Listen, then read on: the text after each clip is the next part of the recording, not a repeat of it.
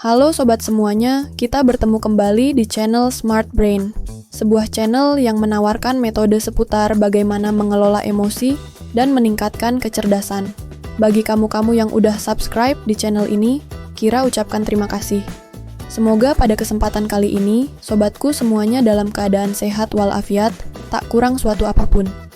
Oke, kita mulai aja ya. Sobat Smart Brain tentunya pernah menonton sebuah film animasi di tahun 2015 yang berjudul Inside Out. Bagi yang belum, kamu bisa cari sendiri. Ini zaman mudah kok. Kamu tinggal browsing atau beli DVD resminya di situs-situs belanja online. Jangan yang bajakan ya. Film produksi Pixar Animation Studios ini telah menghasilkan box office sebesar 858 juta US dollar. Sang sutradara, Pete Docter, mengangkat tema utama film ini, yaitu tentang kecerdasan emosional.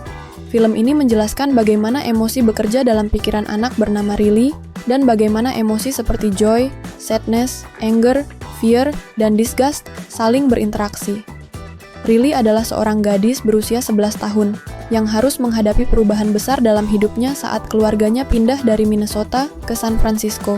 Namun, cerita ini tidak hanya terjadi di dunia nyata, melainkan juga di dalam pikiran Riley, di mana 5 emosi utama mengatur setiap reaksi dan keputusannya, yaitu joy, kebahagiaan, sadness, kesedihan, anger, kemarahan, fear, ketakutan, dan disgust, jijik. Joy selama ini menjadi pemimpin dari kelima emosi, selalu berusaha membuat Riley bahagia. Namun saat kepindahan membuat Riley sedih, konflik muncul, terutama antara joy dan sadness. Ketika secara tak sengaja joy dan sadness terseret keluar dari pusat kendali emosi, mereka harus menjelajahi ingatan dan dunia batin Riley untuk kembali, sementara anger, fear, dan disgust mengambil alih. Sepanjang perjalanan dalam dunia batin Riley, Joy yang semula mewakili kebahagiaan dan selalu berusaha menjaga Riley tetap ceria, perlahan mulai menyadari sebuah kebenaran yang selama ini ia abaikan, bahwa kesedihan bukanlah musuh kebahagiaan, melainkan bagian penting dari keseimbangan emosi.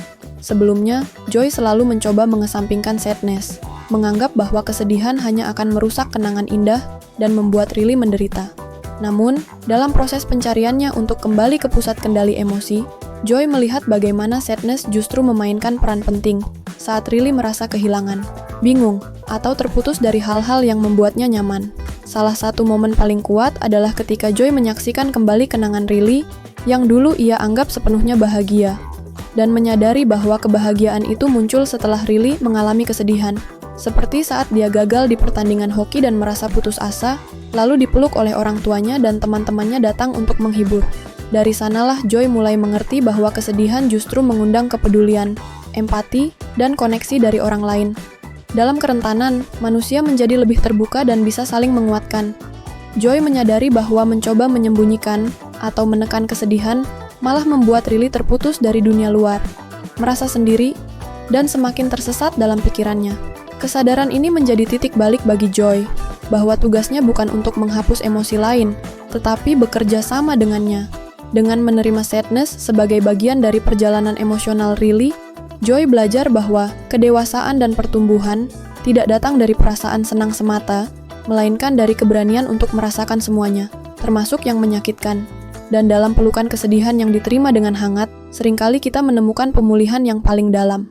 Pesan dari film ini mengajarkan anak-anak dan orang dewasa bahwa semua emosi, bahagia, sedih, marah, takut, maupun jijik memiliki peran penting dalam kehidupan kita. Kecerdasan emosional bukan berarti selalu bahagia, tetapi mengenali, memahami, dan menerima seluruh spektrum perasaan kita. Dalam kehidupan sehari-hari, kita sering terjebak dalam rutinitas dan tekanan yang membuat kita lupa untuk berhenti sejenak dan benar-benar merasakan apa yang sedang kita alami. Langkah pertama untuk membangun kecerdasan emosional adalah dengan mengenali perasaan.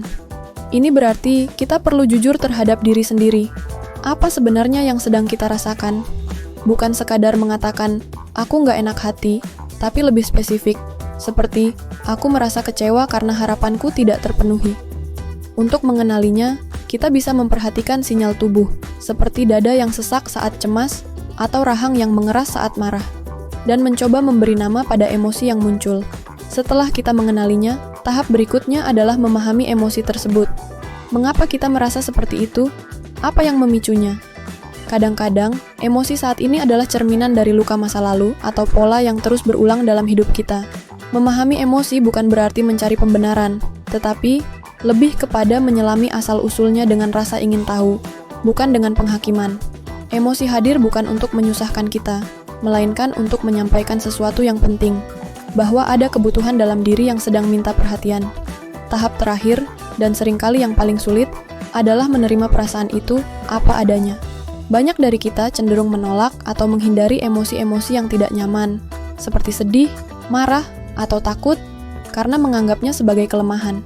Padahal, menerima emosi adalah bentuk keberanian. Ini berarti kita mengizinkan diri untuk merasa tanpa harus langsung memperbaiki atau menyingkirkannya. Kita bisa mengatakan pada diri sendiri, "Aku sedang sedih, dan itu tidak apa-apa." Dengan menerima, kita memberi ruang bagi emosi itu untuk lewat, alih-alih mengendap. Membangun hubungan yang sehat dengan perasaan sendiri memang bukan proses instan, tapi dengan latihan seperti menulis jurnal emosi, melatih mindfulness, atau sekadar memberi waktu untuk mendengarkan diri sendiri, kita perlahan bisa menjadi sahabat bagi emosi kita sendiri. Dan dari sana, muncullah kedewasaan emosional yang tulus, bukan karena kita tidak lagi merasa, tapi karena kita tahu cara hidup berdampingan dengan perasaan itu. Kedewasaan emosional adalah fondasi penting dalam kehidupan, namun seringkali diabaikan karena tidak terlihat secara kasat mata, seperti pencapaian akademik atau keberhasilan materi. Padahal, kedewasaan emosional menentukan bagaimana seseorang merespons dunia di sekelilingnya, terutama ketika keadaan tidak berjalan sesuai harapan. Orang yang dewasa secara emosional tidak berarti tidak pernah marah, sedih, atau takut, melainkan ia tahu bagaimana mengenali perasaan-perasaan itu, memahaminya, dan meresponsnya dengan bijak, bukan impulsif. Ia tidak membiarkan emosi mengendalikan hidupnya, tapi juga tidak menolak kehadirannya.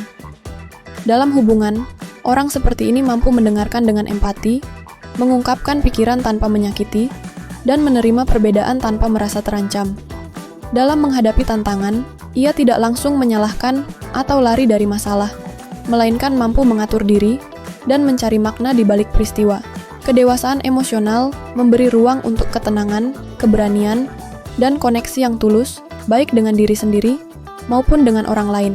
Di tengah dunia yang serba cepat dan penuh tekanan, menjadi dewasa secara emosional adalah bentuk kekuatan sejati.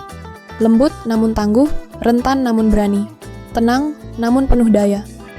Kita berada di penghujung video ini. Bagi kamu yang ingin terus mengikuti perkembangan channel ini, jangan lupa menekan tombol like, subscribe, dan aktifkan lonceng notifikasi ya sayang, supaya kamu nggak ketinggalan video-video seru dari Smart Brain.